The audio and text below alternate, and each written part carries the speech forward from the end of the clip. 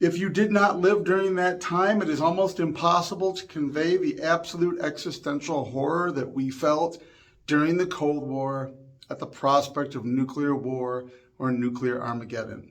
Plenty of end times, disaster films, end of the world things were made during that time about that very prospect, but none of them ever stood out to me quite like the special 2-night event, the mini-series made for TV. You can find it on YouTube. I've watched it many times, even though it still haunts my nightmares.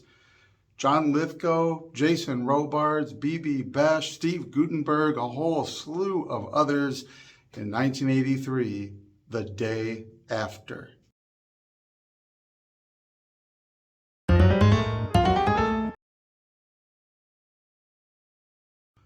So what is it about The Day After that makes it stand out as my favorite of that genre, so to speak, that era? There's a lot of different answers to that question, but first, I did notice only over the last year when I was watching it again on YouTube. When I was a kid, it never occurred to me to look at the credits. It is directed by no less than Nicholas Meyer, the same Nicholas Meyer who went on to direct Star Trek II, The Wrath of Khan. Also Star Trek IV, The Voyage Home, Star Trek VI, The Undiscovered Country, the ones that are considered like the best of the franchise. What a story is Wrath of Khan, how well put together, overall presented. It's the same Nicholas Meyer, and so you get a disaster film that creates some brand new footage of alleged nuclear attack, uses all the old stock footage of various nuclear tests that you saw in every movie and documentary, but pulls it all together in this way that it is the day in the life of some average Americans of different walks of life. Life is going on like normal. The aging doctor, Jason Robards, and his wife, fearing what they're hearing out of Europe and the rising confrontation, the heating up of the Cold War, it seems, in Europe and then in other places. We also have a farm family, whose daughter is getting married the next day, working on getting the pre-marriage. They go to the rehearsal, getting all the pre-wedding food going. There's all these characters, people going off to college, people at college, people just living their lives at various stages of existence, listening to the news in various places in the background and around the story. Almost the first complete hour or so of the story, it takes place before you even get to the nuclear war. It gives you a chance to see these people living an ordinary life, how they're increasingly drawn into the news in the background, how the news is clearly spiraling out of control until that fateful moment that these folks who all live out west, it's all set in Kansas, around Kansas City and Lawrence, Kansas, they see the missiles go up and know that the Russian missiles are going to be on their way. It's really, really quite something. The devastating nuclear attacks and then the aftermath. The aftermath is so palpably painful to sit through, and you often, even now, I've watched it a few times, I still want to look away at the radiation damage to people. The survivors have it so much worse than the dead. We have a patient who's a pregnant woman who survives, who is terrified of giving birth into this world, and it ends up with this great moment where she gives birth and there's this instant of joy, and then she begins to weep uncontrollably because she doesn't, what is she going to do in this aftermath? People that are severely radiation affected to varying degrees, a handful of doctors trying to help who they can, ease their suffering, the way that people begin to use and abuse one another in this terrible aftermath of radiation-affected refugees fumbling around through this wasteland looking for scraps of food and water.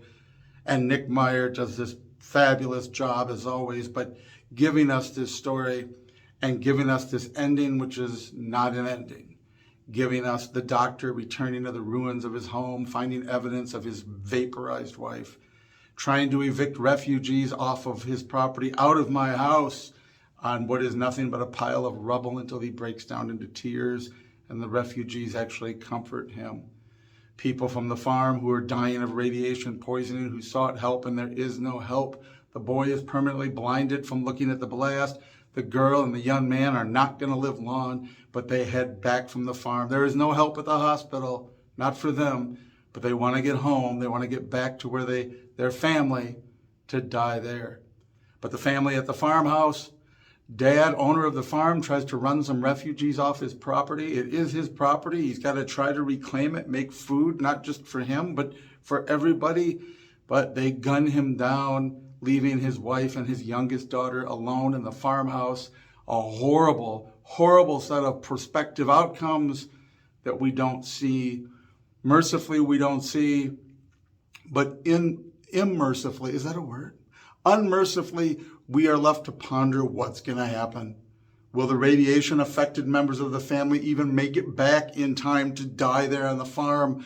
And what will they find with the little girl and the mother left there alone against these people that want to take what little meager things they have left?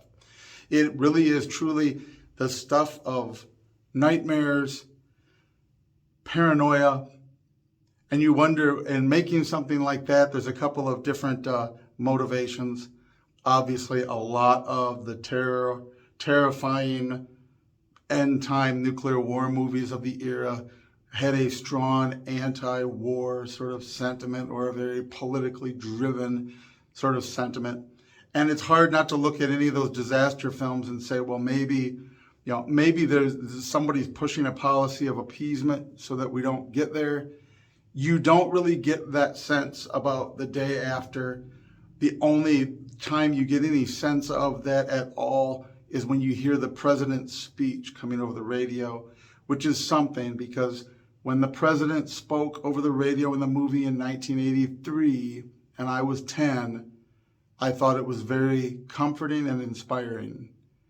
Listening to it as an adult, you realize how hollow, empty, and downright stupid it sounds, that he is assuring these people in the midst of their slow, miserable, agonizing death amidst melted parts of human goo in the ruins of what once was their home in a city, that they are not going to back down. They are going to stand up for freedom and democracy. And he's repeating all these slogans. It's like, but. Now, that's not to say that, the alternative slogans on for a communist victory are any better, but you really get the sense of how not comforting it is when you're in that pile of misery. So it is frightening, terrifying, realistic. There's a warning at the end that, in a real nuclear attack, things might even be worse based on expert opinion. What's presented there is for our pondering. It has that effect of making you think about it. It leaves it kind of open-ended. They're going to start to recover. They're going to try to rebuild, but from out of what? Civilization will go on in this version. A ceasefire had been called. The Soviet Union had enough devastation. We had enough. And yet you're left with this. Then what in the hell, literally, that you've made on Earth did you accomplish when you didn't actually win? The threat is not actually even over. You just did this, and leaving us there to ponder what that would be like. I am increasingly convinced, and again, when I was a kid, I thought this is why people need, deeper basements and bomb shelters, and you need, do this and that or the other thing. That childish thinking of playing with army toys or whatever. And as an adult, I'm like, no, I think I'd go outside and wait for the wave to just take me, because clearly the people that died in an instant were the lucky ones. The people that survived it had the real nightmare. So far in human history, we have avoided nuclear war, although we are teetering ever closer to it all the time, if the news is to be believed. Whether it would be as large scale, as devastating or not, who knows? Only God only knows. But man, if you want any sense of, you want something to look at and feel and ponder about what it might be like, go find it on YouTube. I couldn't find it anywhere streaming except YouTube for free. Someone had it up, 1983, The Day After.